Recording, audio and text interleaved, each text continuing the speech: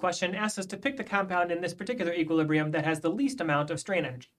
They're both small strain cyclobutane rings with 4 carbons in the ring. So just to start, they're both pretty unstable, but we can still decide which of these two is the least unstable, the most stable, the one that has the least strain energy.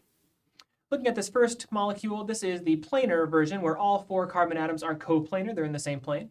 And the version on the right is more of a puckered version where not all 4 atoms are in the same plane. Notice what happens with the hydrogens in this planar example.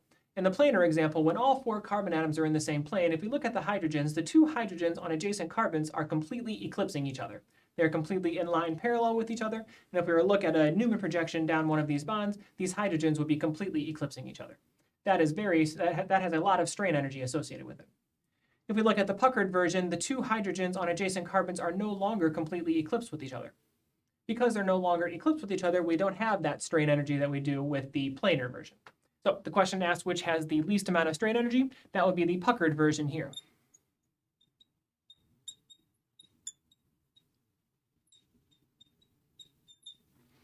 And it has the least amount of energy because those hydrogens are not completely eclipsing each other.